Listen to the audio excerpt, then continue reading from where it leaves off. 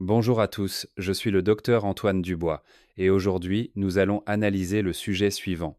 5 types de légumes qui semblent sains mais qui sont nocifs pour vos reins. Les secrets nutritionnels que vous devez connaître. Chers amis, mangez-vous avec une extrême prudence?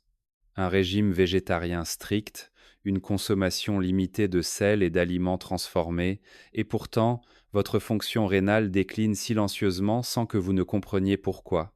C'est une question que j'ai entendue à maintes reprises au cours de mes 30 ans d'expérience en néphrologie. Beaucoup d'entre vous viennent me voir avec une telle confusion. J'apprécie toujours vos efforts pour manger sainement, car c'est une preuve de votre responsabilité envers votre propre corps. À l'âge mûr et avancé, maintenir une habitude de modération est déjà une qualité précieuse. Cependant, la science de la nutrition révèle une vérité que peu de gens connaissent. Tous les légumes ne conviennent pas aux personnes dont la fonction rénale est altérée. Certains aliments, en apparence très sains et réputés bons par le bouche, à oreille, peuvent, s'ils ne sont pas utilisés correctement ou s'ils ne correspondent pas à l'état de la maladie, augmenter la charge métabolique et obliger les reins à travailler excessivement. Dans la pratique clinique, j'ai suivi le cas de M. Bernard, 72 ans, originaire de Marseille. Il mangeait de manière très frugale, ne consommant presque que des légumes bouillis et du riz blanc. Il croyait que plus c'était naturel, mieux c'était pour ses reins. Pourtant, en quelques mois, son taux de créatinine a rapidement augmenté, et des œdèmes légers sont apparus à ses jambes. En réexaminant son régime alimentaire, nous avons découvert qu'il consommait trop de certains tubercules riches en potassium et en oxalate sans le savoir. C'est cette prudence, mais par manque d'information, qui a involontairement poussé ses reins à la surcharge. Je raconte cette histoire non pas pour vous inquiéter, mais pour que nous puissions reconsidérer ensemble un principe important.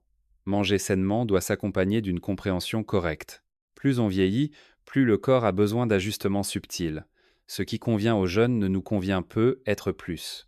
Dans la vidéo d'aujourd'hui, je vais partager avec vous 5 types de tubercules très courants dans les repas familiaux que les personnes ayant des reins faibles devraient consommer avec modération, voire éviter régulièrement si elles ne veulent pas que leur maladie progresse rapidement. Il ne s'agit pas d'une interdiction extrême, mais de connaissances tirées de la pratique clinique pour vous aider à protéger activement votre fonction rénale.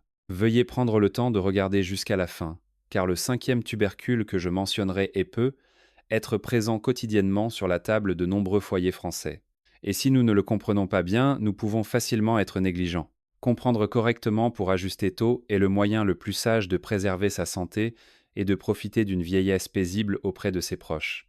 Partie 1. Pourquoi les personnes ayant des reins faibles doivent-elles être plus prudentes avec les tubercules? Lorsqu'on parle de santé rénale, la plupart d'entre vous pensent immédiatement à réduire le sel, à limiter les boissons sucrées, à manger moins de viande rouge ou à éviter les aliments trop salés. C'est une pensée juste, mais insuffisante. Dans la pratique clinique, je constate qu'un facteur est souvent négligé. Certains tubercules, en apparence très sains, deviennent en fait un fardeau silencieux pour les personnes dont les reins sont faibles. Ils peuvent augmenter la créatinine, faire mousser davantage l'urine et pousser les reins à la surcharge jour après jour s'ils ne sont pas consommés correctement. J'ai suivi de nombreux patients âgés qui mangeaient très frugalement, presque végétariens, avec peu d'huile, peu de viande ou de poisson. Ils croyaient qu'il suffisait de manger beaucoup de légumes pour être en sécurité. Mais en analysant attentivement leur menu, j'ai découvert qu'ils consommaient régulièrement certains tubercules riches en substances que les reins affaiblis ont du mal à traiter. Le problème ne réside pas dans le fait qu'il s'agisse de légumes ou de viande, mais dans le mécanisme métabolique lié à la quantité de potassium, à la teneur en oxalate, à la capacité d'augmenter l'acide urique ou à la structure trop rigide des fibres qui oblige le corps à s'adapter constamment. Imaginez les reins comme une machine de filtration d'eau sophistiquée. Chaque jour, ils filtrent plus de 180 litres de sang, retenant les substances nécessaires et éliminant les déchets par l'urine. Lorsque les reins sont en bonne santé, ce système fonctionne sans accroc. Mais lorsque leur fonction est altérée, même une petite quantité de déchets difficiles à traiter suffit à créer une pression considérable. Il est regrettable que de nombreuses personnes continuent de manger sans se soucier des tubercules riches en oxalate ou en potassium chaque matin, sans savoir que leurs reins luttent pour maintenir l'équilibre. Tout le monde ne comprend pas que l'augmentation de la créatinine et la présence d'urine mousseuse ne proviennent pas seulement de maladies sous-jacentes, mais sont également directement liées au régime alimentaire. Certains affirment être végétariens stricts, sans protéines animales, sans bière ni vin, et pourtant leur créatinine augmente.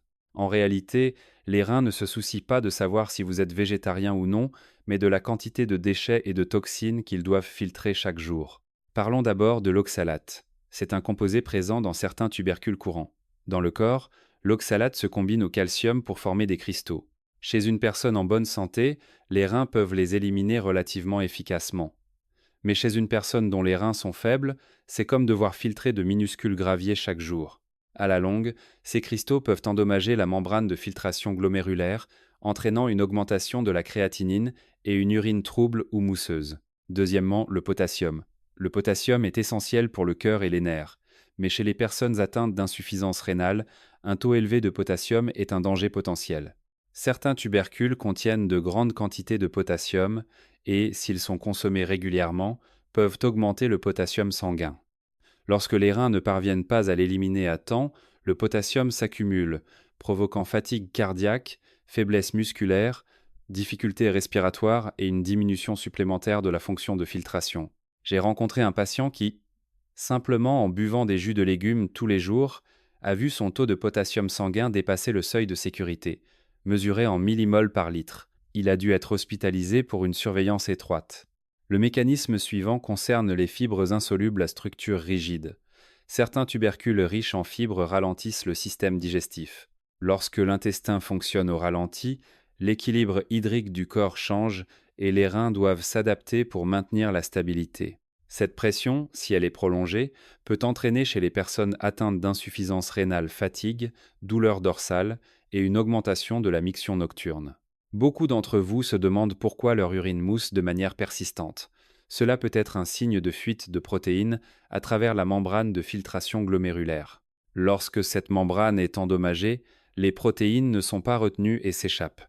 Certains aliments contiennent des substances actives qui peuvent aggraver l'inflammation micro-rénale, accélérant les dommages si elles sont consommées régulièrement. J'ai conseillé une fois une dame de 78 ans à Paris. Elle disait manger des patates douces tous les jours, pensant que c'était bon pour la digestion, mais plus elle en mangeait, plus son urine était mousseuse. Après avoir ajusté son régime alimentaire, réduit les tubercules à forte teneur en potassium et les avoir remplacés par des aliments plus légers pour les reins, en quelques semaines seulement, son urine est devenue plus claire, la mousse a diminué et son sommeil s'est nettement amélioré. Ce n'est pas que la patate douce soit mauvaise, mais à ce stade, les reins de la dame n'étaient plus assez forts pour traiter la grande quantité de potassium quotidienne. De plus, les personnes ayant des reins faibles sont souvent sujettes à une augmentation de l'acide urique, ce qui entraîne des douleurs articulaires et une inflammation. Certains tubercules peuvent provoquer une augmentation rapide de l'acide urique. Lorsque les reins doivent traiter trop d'acide urique à la fois, la fonction de filtration diminue, la créatinine augmente et le patient se sent épuisé, à la peau et les lèvres sèches, urine peu et de couleur foncée. Certains aliments semblent inoffensifs, mais pour les reins faibles, ils représentent un lourd fardeau. Les légumes restent bons, mais tous ne conviennent pas à tous les stades de la maladie. Une compréhension et des ajustements opportuns sont la clé pour préserver la fonction rénale à long terme. 5 types de tubercules qui augmentent la créatinine, endommagent les reins et peuvent provoquer une insuffisance rénale. Type numéro 1, la patate douce. Saine pour les personnes en bonne santé, mais à proscrire pour les personnes dont les reins sont faibles. Le premier tubercule auquel les personnes atteintes d'insuffisance rénale doivent prêter une attention particulière est la patate douce. C'est un aliment très courant dans les foyers français. De nombreuses personnes âgées choisissent la patate douce car elles pensent qu'elle est légère pour l'estomac, laxative, faible en gras, riche en fibres et bonne pour le cœur. C'est vrai pour les personnes dont la fonction rénale est normale. Cependant, d'un point de vue clinique et de mon expérience de suivi de patients pendant de nombreuses années, je constate que pour les personnes qui présentent déjà des signes de déclin de la fonction rénale, la patate douce peut devenir un facteur silencieux qui accélère l'augmentation de la créatinine. Biologiquement, la patate douce contient une forte teneur en potassium. Une seule grosse patate douce peut fournir une quantité de potassium proche de la dose maximale recommandée pour une personne atteinte d'insuffisance rénale en une journée. Chez les personnes en bonne santé, le potassium aide à stabiliser la tension artérielle, soutient le muscle cardiaque et réduit les crampes. Mais lorsque les reins sont affaiblis, leur capacité à éliminer le potassium diminue considérablement. L'accumulation de potassium dans le sang peut entraîner des arythmies cardiaques, une sensation de fatigue, des engourdissements dans les mains et les pieds, voire des difficultés respiratoires. Au niveau microscopique, un taux élevé de potassium sanguin augmente la pression de filtration au niveau du glomérule rénal, ce qui entraîne une augmentation progressive de la créatinine dans le sang. La patate douce ne se limite pas au potassium, elle contient également des oxalates à un niveau relativement élevé. Les oxalates, lorsqu'ils se combinent au calcium, forment de très petits cristaux. Ces cristaux, en traversant le glomérule, peuvent provoquer des lésions microscopiques sur la membrane de filtration. Il s'agit d'une forme de lésion silencieuse, sans symptômes éclatants, mais qui persiste et s'accumule avec le temps. Lorsque la membrane de filtration est légèrement endommagée, des protéines peuvent s'échapper dans l'urine, créant le phénomène d'urine mousseuse persistante. En pratique, j'ai rencontré le cas de Monsieur Jacques, 68 ans à Paris. Il mangeait de la patate douce tous les jours, pensant que c'était bon pour sa digestion. Au bout d'un certain temps, il a remarqué que son urine était plus mousseuse. Après avoir ajusté son régime alimentaire et considérablement réduit la patate douce, ce phénomène s'est nettement amélioré en quelques semaines seulement. Cela montre que le corps envoie toujours des signaux, il suffit de les écouter. Avec le temps, les cristaux d'oxalate peuvent également contribuer à la formation de calculs rénaux ou urétéraux. Les personnes ayant des reins faibles ont déjà une capacité réduite à éliminer les oxalates, ce qui augmente ce risque. Ces petits cristaux sont comme de minuscules particules de poussière qui s'accumulent progressivement sur la paroi des tubules rénaux, rendant la structure de filtration plus fine et plus vulnérable. Lorsque les glomérules s'amincissent, la créatinine augmente, l'urine peut devenir plus trouble. La miction peut être douloureuse, brûlante ou fréquente la nuit. Un autre point souvent négligé est la teneur en sucre naturel de la patate douce, en particulier les variétés jaunes ou miel. Consommée en grande quantité, surtout le soir, la glycémie augmente rapidement. Cette augmentation de la glycémie oblige les reins à travailler davantage pour filtrer le sang et équilibrer les fluides. Chez les personnes atteintes de diabète et présentant des signes d'insuffisance rénale, ces fluctuations de la glycémie augmentent la pression sur le système microvasculaire rénal. De nombreuses personnes déclarent qu'après avoir mangé de la patate douce en fin d'après-midi ou le soir, leur sensation de soif augmente, leur urine devient plus foncée et la quantité d'urine diminue. Cela peut être le signe que les reins sont soumis à une charge plus importante que la normale. Sur le plan digestif, la patate douce contient beaucoup de fibres insolubles. Chez les personnes en bonne santé, les fibres favorisent le péristaltisme intestinal. Mais chez les personnes âgées, surtout lorsque le système digestif a ralenti, cette quantité de fibres rigides peut provoquer des ballonnements et une digestion lente. Lorsque l'intestin retient l'eau plus longtemps, le corps doit ajuster l'équilibre hydrique et les reins participent à nouveau à ce processus. De nombreuses personnes, après avoir mangé beaucoup de patates douces, se sentent léthargiques, ont la peau sèche, le visage fatigué et urinent moins. J'ai suivi une ancienne institutrice de 66 ans. Elle remplaçait le riz par une grosse patate douce chaque jour, dans l'espoir de perdre du poids et de stabiliser sa glycémie.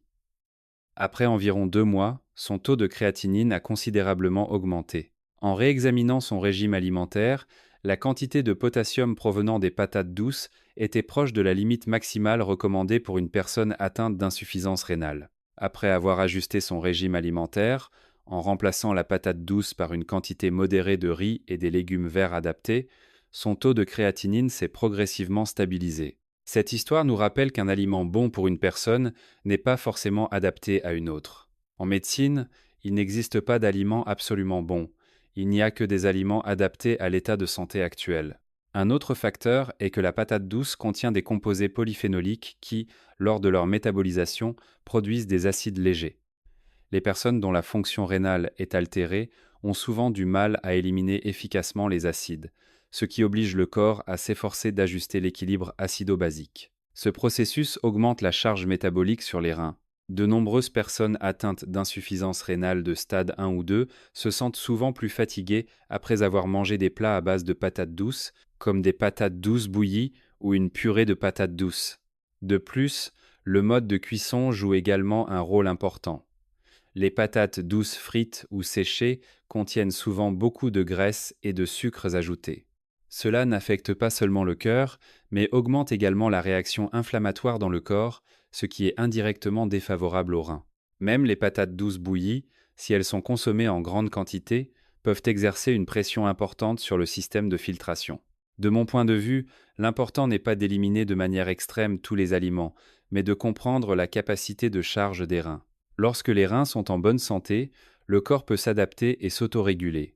Mais lorsque des signes tels qu'une augmentation de la créatinine, un taux élevé de potassium sanguin, une urine mousseuse ou un léger œdème aux jambes apparaissent, réduire les aliments riches en potassium et en oxalate comme la patate douce est une mesure prudente et nécessaire. La patate douce a la capacité d'absorber et de retenir l'eau dans le tube digestif. En grande quantité, la quantité d'urine peut temporairement diminuer, ce qui rend la concentration de créatinine dans le sang plus dense. Cela entraîne une augmentation des valeurs d'analyse par rapport à la normale. Par conséquent, si vous remarquez que votre urine est plus foncée après avoir mangé beaucoup de patates douces, cela peut être un signal pour ajuster votre régime alimentaire. En résumé, la patate douce n'est vraiment adaptée que lorsque la fonction rénale est bonne. Pour les personnes qui présentent déjà des signes d'insuffisance rénale légère, une augmentation de la créatinine ou un taux élevé de potassium sanguin, la restriction ou l'arrêt temporaire de la patate douce peut aider à réduire la charge sur les reins et à soutenir le processus de récupération microscopique des membranes de filtration. Si vous trouvez ce partage utile, veuillez laisser un commentaire avec le numéro 2 ci-dessous. C'est une façon simple pour moi de savoir que vous restez intéressé et que vous m'accompagnez dans ce cheminement vers une vie saine et de qualité chaque jour. Type numéro 2, la pomme de terre, le roi du potassium qui pousse les reins affaiblis au bord de l'épuisement. Le deuxième tubercule, que je vous conseille d'envisager d'éliminer immédiatement si votre fonction rénale diminue, est la pomme de terre. Beaucoup l'appellent affectueusement le roi du potassium, mais pour les reins faibles, ce surnom prend une signification d'avertissement. La pomme de terre est très populaire dans les repas familiaux français, des ragoûts aux frites, en passant par les purées. Lorsque le corps est en bonne santé, c'est une source relativement bonne d'amidon, de vitamine C et de certains antioxydants. Cependant, lorsque les reins sont affaiblis, la pomme de terre peut devenir un fardeau silencieux, augmentant rapidement la créatinine, rendant l'urine plus mousseuse et, surtout, provoquant une accumulation de potassium dans le sang. Un facteur de risque dangereux qui peut entraîner des arythmies cardiaques et accélérer la progression de l'insuffisance rénale. La pomme de terre contient une très forte teneur en potassium. En pratique clinique, de nombreux néphrologues, lorsqu'ils conseillent un régime alimentaire aux personnes dont la créatinine augmente, demandent d'abord d'arrêter la pomme de terre. La raison est très claire. Une pomme de terre de taille moyenne peut fournir environ 30 à 40% de la quantité maximale de potassium que les personnes atteintes d'insuffisance rénale sont autorisées à consommer en une journée. Lorsque les reins sont faibles, leur capacité à éliminer le potassium diminue nettement. Chaque fois que l'on mange de la pomme de terre, le potassium sanguin augmente, provoquant une faiblesse musculaire, des battements cardiaques irréguliers, une fatigue intense, un essoufflement et une forte pression sur le glomérule rénal. Lorsque la pression de filtration augmente, la créatinine augmente également. Cela ne se produit pas immédiatement et de manière spectaculaire, mais silencieusement. Cependant, les conséquences s'accumulent avec le temps. Non seulement cela, mais la pomme de terre a un indice glycémique élevé, l'amidon de la pomme de terre augmente rapidement la glycémie après un repas. Chez les personnes âgées, en particulier celles atteintes de diabète, cette augmentation rapide oblige les reins à filtrer davantage le sucre et les électrolytes. J'explique souvent à mes patients que chaque repas inadapté est comme obliger les reins à faire un effort supplémentaire. Après plusieurs fois, le filtre naturel du corps s'usera plus rapidement. Vous pouvez remarquer qu'après avoir mangé des pommes de terre, vous avez souvent soif, vous urinez peu, votre urine est jaune foncé ou mousseuse. Ce n'est pas un hasard, mais un signe que les reins sont soumis à une charge. Un autre problème auquel peu de gens prêtent attention est la solanine dans les pommes de terre, surtout lorsque les tubercules ont germé ou verdissent. La solanine peut être toxique pour les nerfs, le foie et les reins. Chez les personnes ayant des reins faibles, la capacité à éliminer les toxines est réduite, de sorte qu'une petite quantité accumulée suffit à provoquer des nausées, des maux de tête, des vertiges et des troubles électrolytiques.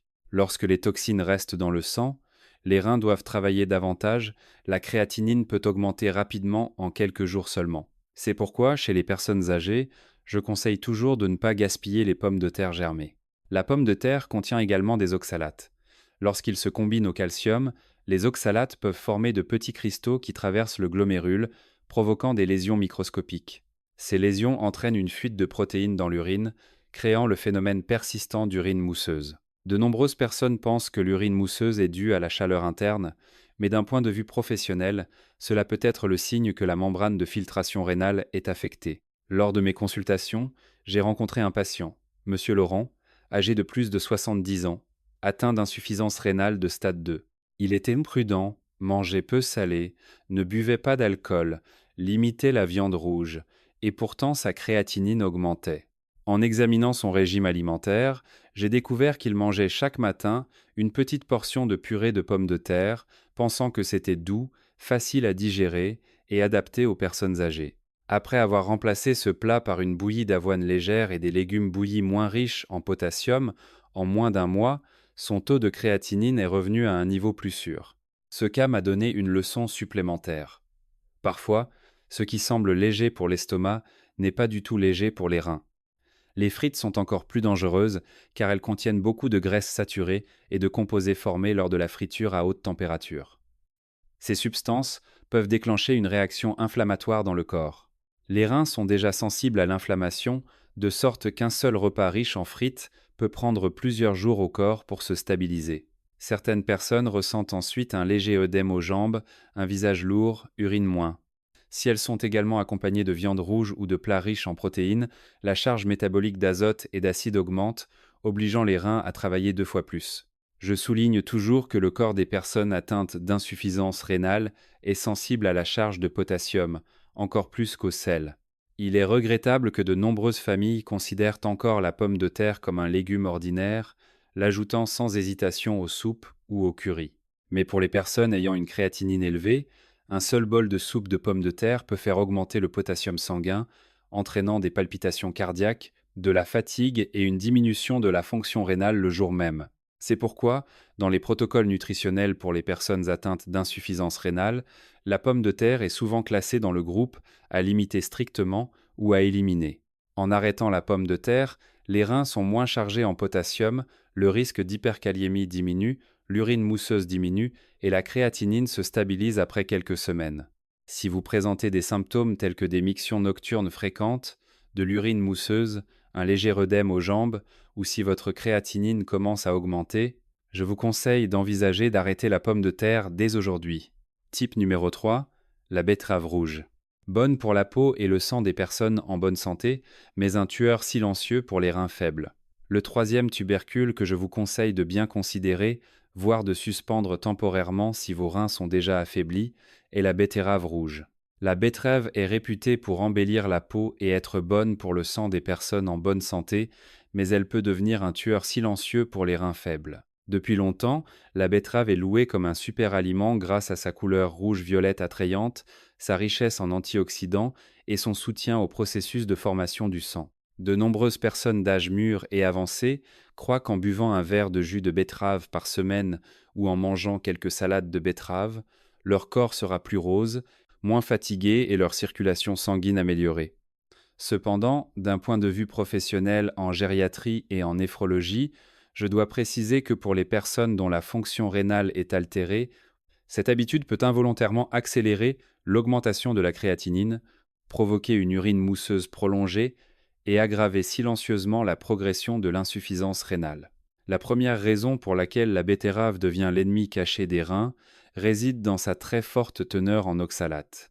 La teneur en oxalates de la betterave est l'une des plus élevées parmi les légumes courants en France. Dans le corps, l'oxalate se combine au calcium pour former de petits cristaux. Chez les jeunes, dont les reins sont sains, la plupart de ces cristaux sont éliminés. Mais chez les personnes dont les reins sont faibles, surtout après 60 ans lorsque le débit de filtration glomérulaire a naturellement diminué, les cristaux ont tendance à s'accumuler dans les tubules rénaux. Cette accumulation provoque une inflammation chronique et de microlésions sur la membrane de filtration glomérulaire. Ce sont ces microlésions qui entraînent la fuite de protéines dans l'urine, provoquant une urine mousseuse persistante. Beaucoup d'entre vous pensent que c'est dû à une consommation excessive de viande ou de poisson, mais parfois le coupable est le verre de jus de betterave chaque matin. Lorsque ce processus se prolonge, le taux de créatinine augmente progressivement, L'urine devient plus trouble et la sensation de fatigue devient plus prononcée en fin de journée. Le deuxième facteur est la teneur en potassium de la betterave, qui est assez élevée. Une betterave de taille moyenne peut fournir une quantité de potassium équivalente ou légèrement inférieure à celle d'une pomme de terre. Pour les personnes ayant des reins sains, le potassium aide à stabiliser la tension artérielle et le rythme cardiaque. Mais pour les personnes dont les reins sont faibles, l'élimination du potassium devient difficile. Lorsque le potassium sanguin augmente, cela peut provoquer des palpitations, une accélération du rythme cardiaque, des engourdissements dans les mains et les pieds, une fatigue intense, voire des arythmies cardiaques. Dans la pratique clinique, j'ai rencontré de nombreux cas où, après avoir bu du jus de betterave en continu pendant plusieurs jours, des difficultés respiratoires légères, une faible production d'urine et une sensation de lourdeur dans le bas du dos sont apparues. Les analyses ont montré une augmentation du potassium sanguin et une légère élévation de la créatinine. Ce n'est pas une coïncidence. Un autre mécanisme moins souvent mentionné est la capacité de la betterave à augmenter la charge acide sur le corps. Beaucoup de gens pensent que les légumes créent toujours un environnement alcalin, mais ce n'est pas entièrement vrai. Certains composés de la betterave, lors de leur métabolisation, peuvent produire des acides légers. Chez les personnes ayant des reins sains, le corps peut réguler cet équilibre. Mais chez les personnes dont les reins sont faibles, la capacité à éliminer les acides diminue, ce qui oblige les reins à travailler davantage pour maintenir un pH sanguin stable. Cette surcharge prolongée augmente la pression sur le glomérule, contribuant à l'augmentation de la créatinine et provoquant une sensation de fatigue profonde, des douleurs dorsales persistantes ou un léger œdème l'après-midi. De plus, la betterave contient une quantité relativement élevée de sucre naturel. Le jus de betterave fait partie des jus de légumes ayant un indice glycémique élevé. Pour les personnes ayant à la fois des reins faibles et du diabète, une consommation régulière peut entraîner une forte augmentation de la glycémie.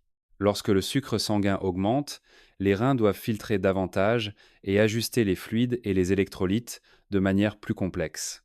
Cette situation épuise encore plus les reins déjà affaiblis, entraînant une augmentation de la créatinine et des symptômes tels que l'urine mousseuse et une faible production d'urine deviennent plus prononcés.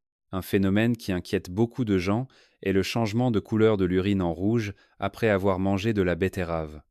Chez les personnes en bonne santé, il s'agit généralement d'un phénomène bénin dû au pigment de bétalaïne. Mais chez les personnes dont les reins sont faibles, la persistance de la couleur rouge dans l'urine indique une capacité réduite de filtration et de traitement des pigments. Cela ne cause pas seulement de l'inquiétude en pensant qu'il s'agit de sang dans l'urine, mais c'est aussi un signe d'avertissement que la fonction rénale ralentit. La betterave contient également des nitrates qui, lorsqu'ils sont métabolisés en nitrites, peuvent aider à dilater les vaisseaux sanguins chez les personnes en bonne santé. Cependant, chez les personnes atteintes d'insuffisance rénale, l'accumulation de nitrites peut augmenter le stress oxydatif dans le tissu rénal. Le stress oxydatif prolongé affaiblit la membrane de filtration glomérulaire, la rendant plus sujette à l'inflammation et aux fuites de protéines. De nombreuses personnes déclarent qu'après avoir mangé une salade de betterave pendant plusieurs jours consécutifs, elles se sentent lourdes, ont les yeux cernés et une urine plus mousseuse.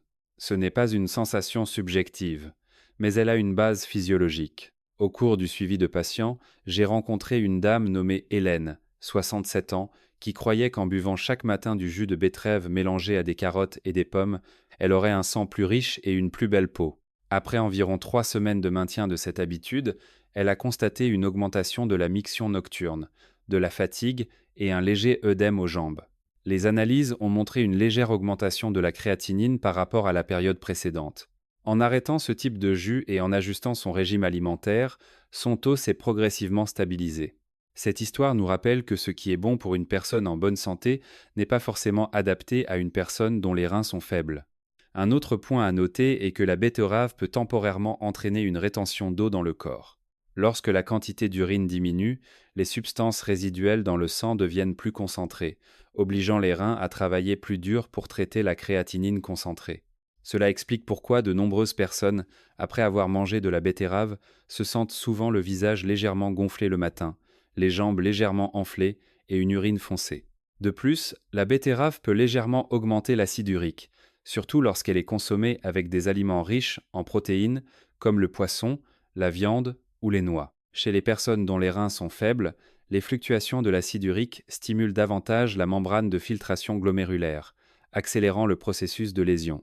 Vous pouvez ressentir de légères douleurs articulaires, une fatigue prolongée et une faible production d'urine après de tels repas. Certaines études internationales ont également noté que chez les personnes atteintes d'insuffisance rénale à un stade précoce, la consommation continue de jus de betterave pendant plusieurs jours peut entraîner une légère augmentation de la créatinine et une diminution temporaire du débit de filtration glomérulaire. Le changement n'est pas très important, mais il suffit à avertir que cet aliment exerce une réelle pression sur les reins affaiblis, en particulier chez les personnes âgées, les hypertendus ou les diabétiques. Pour toutes ces raisons, je vous conseille, si vous présentez déjà des signes d'insuffisance rénale, une augmentation de la créatinine, une urine mousseuse ou un léger œdème, de limiter au maximum, voire d'éliminer temporairement la betterave rouge de votre régime alimentaire. La santé en vieillesse ne réside pas dans la poursuite des aliments présentés comme super nourrissants, mais dans une bonne compréhension de son propre corps.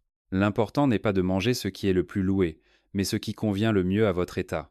Au crépuscule de la vie, savoir faire les bons choix est plus précieux que n'importe quel aliment cher. Si vous trouvez ce partage utile, veuillez laisser un commentaire avec le numéro 4 ci-dessous. C'est une façon simple pour moi de savoir que vous restez intéressé et que vous m'accompagnez dans ce cheminement vers une vie saine et de qualité chaque jour. Type numéro 4. La carotte. Teneur élevée en sucre, riche en potassium et risque d'oxalate pour les reins faibles. Le quatrième tubercule que je tiens à souligner est la carotte, un aliment familier mais qui présente de nombreux risques pour les personnes dont la fonction rénale est altérée. La carotte est dangereuse pour les personnes dont les reins sont faibles en raison de sa teneur élevée en sucre, de sa richesse en potassium et du risque d'augmentation des oxalates. Dans les repas familiaux français, la carotte est présente dans les soupes, les ragoûts de viande et même les jus de fruits du matin. Elle est souvent considérée comme bonne pour les yeux, la peau et généralement saine. Mais pour les personnes de plus de 60 ans, en particulier celles dont la créatinine est légèrement élevée, qui ont de l'urine mousseuse ou qui sont au stade 1 ou 2 de l'insuffisance rénale, la carotte peut devenir un fardeau silencieux. La première raison est sa teneur en sucre naturel. La carotte contient du saccharose, du glucose et du fructose. Lorsqu'elle est cuite ou réduite en purée, ces sucres sont absorbés plus rapidement. Chez les personnes âgées, la capacité de réguler la glycémie n'est plus aussi flexible qu'auparavant. Lorsque la glycémie augmente, les reins doivent intensifier leur filtration pour éliminer l'excès, tout en ajustant les liquides et les électrolytes. Cette surcharge répétée met les glomérules sous tension, ce qui facilite l'augmentation de la créatinine et peut provoquer une légère mousse dans l'urine due à la fuite de microprotéines. De nombreuses personnes, après un repas contenant des carottes, se sentent plus assoiffées, ont une urine plus foncée. Cela peut être le signe que les reins travaillent plus dur. La deuxième raison est le potassium. Une carotte moyenne peut contenir plus de 300 mg de potassium. Pour une personne en bonne santé, c'est un minéral essentiel. Mais pour une personne dont les reins sont faibles, chaque supplément de 300 mg de potassium doit être éliminé avec prudence. Lorsque la capacité de filtration diminue, le potassium peut s'accumuler dans le sang, entraînant une hyperkaliémie, ce qui provoque des engourdissements des mains et des pieds, une faiblesse musculaire, des palpitations et un rythme cardiaque irrégulier. Il est important de noter que l'accumulation de potassium sur plusieurs jours est réellement dangereuse, et pas seulement un repas isolé. La troisième chose est le risque d'oxalate. Surtout lorsque les carottes sont pressées pour faire du jus, les oxalates peuvent se combiner au calcium pour former de petits cristaux, provoquant des microlésions de la membrane de filtration glomérulaire. Lorsque la membrane de filtration est légèrement enflammée, les protéines s'échappent dans l'urine, créant le phénomène d'urine mousseuse. Beaucoup de gens se demandent pourquoi leur urine est plus mousseuse après avoir bu des jus de légumes. La raison peut être la micropression que l'oxalate crée sur les unités de filtration des reins. La carotte contient également de la pectine, une fibre soluble. La pectine a la capacité de retenir l'eau dans l'intestin. Chez les personnes âgées, qui ne boivent pas assez d'eau, cela peut temporairement réduire la quantité d'urine, rendant la créatinine plus concentrée dans le sang et obligeant les reins à traiter un environnement plus dense. Après une soupe de carottes ou des carottes braisées, de nombreuses personnes remarquent qu'elles urinent moins, que leur urine est plus foncée. C'est un signe de changement de l'équilibre hydrique. De plus, les carottes sont souvent cuites avec du bœuf, du poulet ou du porc. Lorsque les sucres naturels de la carotte se combinent aux protéines animales, le corps produit davantage de produits métaboliques contenant de l'azote et des acides. Les reins doivent traiter simultanément le potassium, le sucre et les déchets protéiques, ce qui augmente la pression sur le glomérule. Chez les personnes de plus de 60 ans, cette combinaison peut faire fluctuer la créatinine après un repas apparemment nourrissant. Le bêta-carotène contenu dans la carotte est bénéfique pour les yeux et la peau. Cependant, lorsque la fonction hépatorénale diminue, le processus métabolique ralentit. Une accumulation prolongée peut contribuer à augmenter légèrement le stress oxydatif, ce qui rend difficile l'amélioration de l'inflammation microscopique des reins. En pratique clinique, j'ai suivi une dame de plus de 65 ans à Paris, atteinte d'insuffisance rénale légère mais qui mangeait très soigneusement. Chaque matin, elle buvait du jus de carottes et de pommes, croyant que les légumes étaient sans danger. Après l'avoir arrêtée pendant 3 semaines, sa créatinine a nettement diminué, et la condition de l'urine mousseuse s'est améliorée. Cela montre que tous les aliments bons pour les personnes en bonne santé ne conviennent pas aux personnes dont les reins sont faibles. Pour toutes ces raisons, la carotte devrait être placée sur la liste des aliments que les personnes atteintes d'insuffisance rénale devraient éviter complètement pendant un certain temps pour observer la réponse. Il suffit de l'arrêter pendant 3 à 5 semaines, de nombreuses personnes remarquent que leur urine est plus claire, la mousse diminue, la créatinine est plus stable, le léger œdème du soir diminue et le sommeil s'améliore. Type número 5, le jicama, pachyrisus erosus et les chorave. Apparemment léger, mais un fardeau silencieux. Le 5e tubercule dont je veux discuter franchement avec vous est le jicama et le chourave. Apparemment légers, ils sont en fait un fardeau silencieux pour les personnes dont les reins sont faibles dans les repas familiaux français. Le jicama est frais, doux, juteux, le chourave est croquant, léger, souvent cuit en soupe, sauté ou en salade. Cette sensation de légèreté pousse de nombreuses personnes âgées à croire que c'est un choix sûr pour les personnes atteintes d'insuffisance rénale, de diabète ou fatiguées. Cependant, d'un point de vue clinique et de mon expérience de soins aux personnes de plus de 60 ans, je constate que pour les cas avec une légère élévation de la créatinine, de l'urine mousseuse, un léger œdème ou au stade 1 ou 2 de l'insuffisance rénale, ces deux types de tubercules ne sont pas aussi inoffensifs qu'on le pense. Le premier point notable est la teneur en potassium du chou-rave. Beaucoup pensent que le chou-rave n'est qu'un légume ordinaire, mais en réalité sa teneur en potassium est relativement élevée. Une portion de chou-rave bouilli ou sauté peut fournir une quantité considérable de potassium. Parfois, cela représente près de la moitié de la limite recommandée par jour pour une personne dont les reins sont faibles. Lorsque le potassium sanguin augmente, vous pouvez vous sentir fatigué, avoir des douleurs thoraciques, des engourdissements dans les bras et les jambes, des battements cardiaques lents ou anormaux.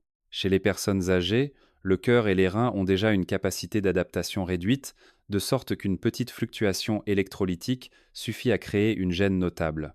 Lorsque le potassium augmente, les reins sont obligés d'intensifier leur régulation. Mais c'est précisément cet effort excessif qui fait fluctuer la créatinine, soumettant la membrane de filtration à une pression supplémentaire. Le jicama, quant à lui, agit par un autre mécanisme, la rétention d'eau et l'impact sur l'équilibre hydrique. La structure du jicama contient beaucoup d'eau et de fibres solubles. Une fois dans l'intestin, ces fibres absorbent davantage d'eau, réduisant temporairement la quantité d'eau libre chez les personnes dont les reins sont faibles. Le contrôle des fluides est déjà difficile. Lorsque la production d'urine diminue, la créatinine dans le sang devient plus concentrée, obligeant les reins à filtrer une solution plus dense que la normale. J'ai rencontré de nombreuses personnes qui ont signalé qu'après avoir mangé du jicama l'après-midi, elles urinaient peu le soir, leur urine était foncée. Le matin suivant, leur visage était légèrement gonflé, et elles se sentaient lourdes. Ces signes ne doivent pas être pris à la légère. Un autre facteur est le sucre naturel du jicama, en particulier le fructose. Sa douceur agréable peut nous rendre négligents. Cependant, chez les personnes atteintes à la fois d'insuffisance rénale et de troubles de la glycémie, le fructose augmente silencieusement la glycémie. Lorsque le sucre et le potassium augmentent simultanément, les reins subissent une double pression. Ce stress agit sur le glomérule, pouvant entraîner une fuite de protéines dans l'urine, provoquant une urine mousseuse persistante. À l'âge de plus de 60 ans, chaque petit changement qui s'accumule avec le temps mérite d'être pris en considération. Le chou-rave, en plus du potassium, contient une quantité modérée d'oxalate. S'il est consommé régulièrement, l'oxalate peut se combiner au calcium pour former de minuscules cristaux, irritant légèrement la membrane de filtration glomérulaire. Chez les personnes en bonne santé, le corps a la capacité de récupérer, mais chez les personnes dont les reins sont faibles, l'irritation répétée entraîne une accumulation des lésions. J'ai suivi un patient du sud de la France qui avait remplacé la patate douce par du chou rave, pensant que moins d'amidon serait plus léger. Après plus d'un mois, son taux de créatinine a légèrement augmenté au lieu de diminuer. Après avoir ajusté son régime alimentaire, son état s'est progressivement stabilisé. Le jicama a également une nature clairement rafraîchissante. Du point de vue de la médecine traditionnelle et de la physiologie moderne, les personnes âgées ont tendance à avoir une circulation sanguine plus lente, en particulier dans la région lombaire où résident les reins. En mangeant beaucoup d'aliments de nature froide comme le jicama cru, le corps peut ressentir des douleurs abdominales froides, des douleurs lombaires persistantes, voire des mictions fréquentes. Une circulation lente signifie une réduction du flux sanguin vers les reins, une diminution du taux de filtration et une élimination plus difficile de la créatinine. Des symptômes tels que la léthargie, de légers frissons et une urine plus mousseuse après un repas contenant du jicama ne sont pas une coïncidence. Le jicama et le chou rave peuvent tous deux provoquer des ballonnements s'ils sont consommés en grande quantité. Lorsque l'estomac est distendu, le diaphragme est poussé vers le haut, la respiration devient moins profonde. La circulation sanguine générale ralentit. Chez les jeunes adultes en bonne santé, cela ne provoque qu'une gêne temporaire. Mais chez les personnes dont les reins sont faibles, une circulation lente réduit le flux sanguin vers les reins, entraînant une diminution du taux de filtration, une faible production d'urine et une urine plus foncée. Je rappelle souvent que le corps d'une personne âgée est comme une machine qui fonctionne depuis de nombreuses années. Chaque petit changement doit être calculé avec prudence. Le chou rave, s'il est trop cuit, peut libérer davantage de sucre naturel. S'il est également cuit avec des os, du jambon ou du bœuf, les reins doivent traiter simultanément les sucres, les protéines, les purines et les graisses. Cette combinaison augmente la charge métabolique. De nombreux patients racontent qu'après un ragoût de chou rave, ils ressentent des douleurs dans la région des reins, une fatigue profonde, une vision légèrement floue et une urine plus mousseuse. Cela reflète une surcharge temporaire du système de filtration. Un problème moins souvent remarqué est que le jicama, s'il n'est pas bien lavé, peut encore contenir de la terre. La terre contient des bactéries et une petite quantité de métaux lourds. Chez les personnes ayant des reins sains, la capacité d'élimination est meilleure, mais chez les personnes dont les reins sont faibles, même une petite quantité de toxines peut contribuer à une inflammation microscopique prolongée, augmentant la fuite de protéines dans l'urine. De plus, la peau du jicama contient une petite quantité d'alcaloïdes naturels. S'il n'est pas utilisé correctement, il peut fatiguer davantage le foie et les reins. En particulier chez les personnes âgées, en résumé, bien que le jicama et le chou rave soient légers pour l'estomac et familiers, ils peuvent néanmoins augmenter la pression sur les glomérules rénaux s'ils sont consommés régulièrement chez les personnes dont la fonction rénale est altérée. Dans la pratique des soins de santé pour les personnes âgées, je conseille souvent d'essayer d'arrêter ces deux types de tubercules pendant 3 à 6 semaines et d'observer les changements. De nombreux cas ont rapporté une urine plus claire, une diminution de la mousse, une réduction de l'œdème léger des jambes, des taux de créatinine plus stables et une amélioration significative de l'énergie diurne. Et si vous trouvez ce contenu utile à appliquer, veuillez laisser un commentaire avec le numéro 6 ci-dessous la vidéo. Ce n'est pas seulement un signal pour moi de savoir que vous écoutez, mais aussi une petite promesse envers votre propre santé. Partie 2. La règle d'or. Stratégie de remplacement et équilibre nutritionnel pour les reins faibles. Chers amis, après avoir analysé les aliments familiers qui peuvent peser sur les reins, beaucoup d'entre vous s'inquiéteront et se demanderont: alors, que reste-t-il à manger? Faut-il se priver douloureusement en vieillissant? Je tiens à affirmer qu'en matière de soins rénaux, l'extrémisme n'est jamais la solution. L'important n'est pas d'avoir peur des aliments, mais de comprendre à quel stade se trouve votre corps.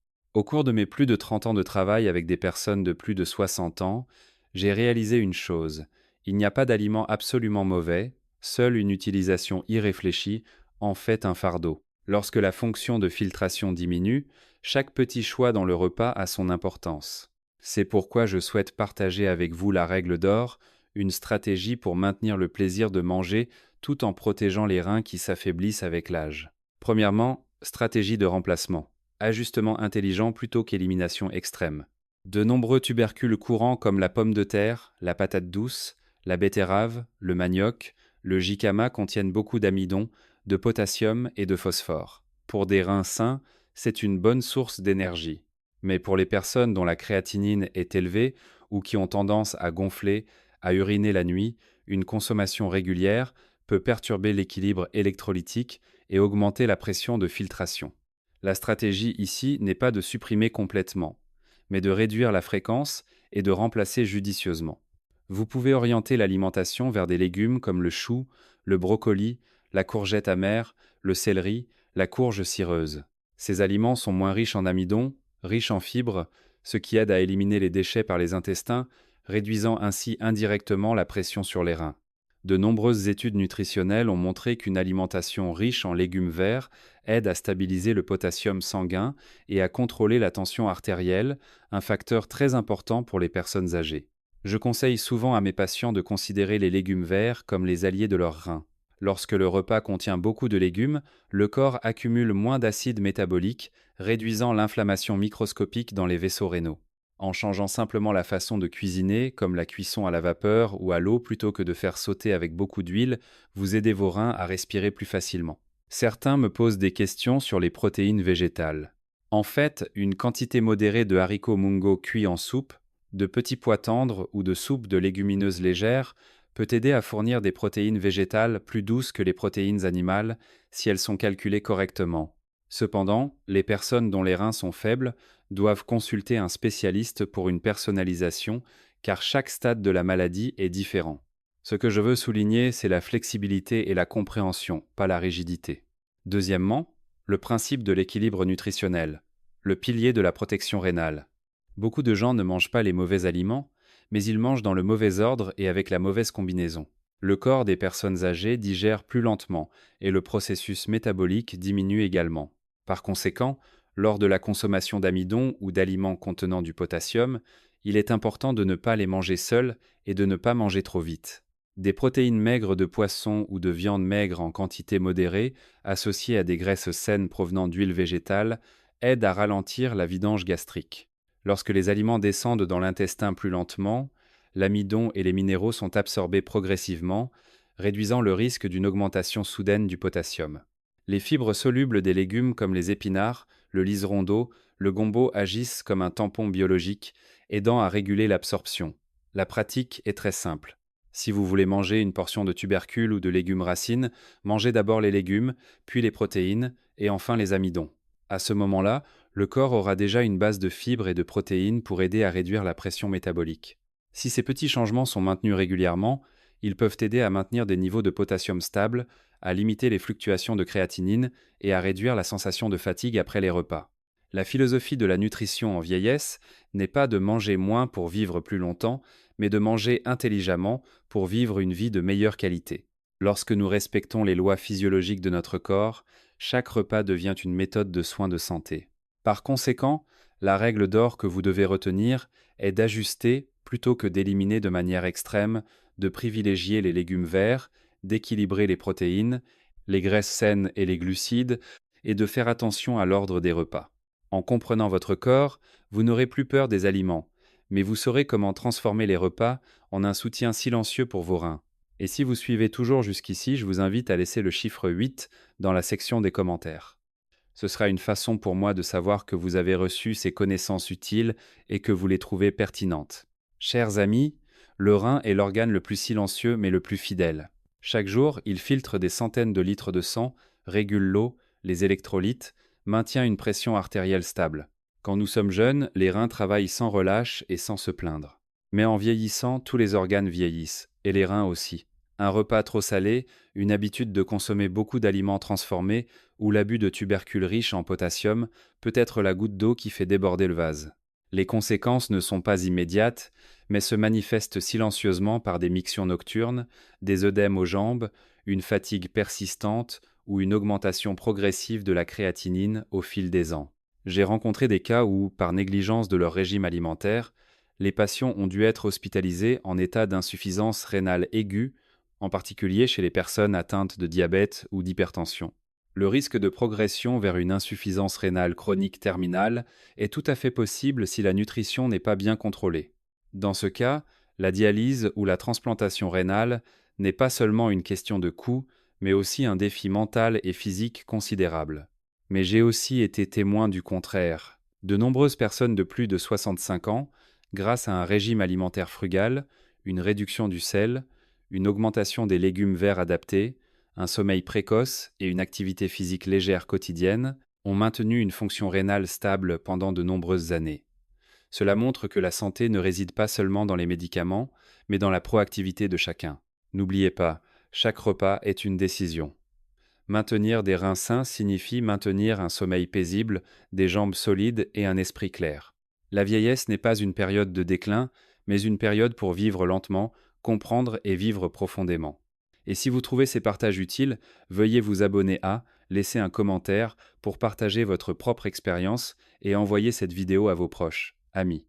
Chaque partage, chaque mot d'encouragement de votre part est une source de force pour nous aider à continuer à diffuser des connaissances utiles afin que chacun puisse vivre en bonne santé, heureux et longtemps. Merci.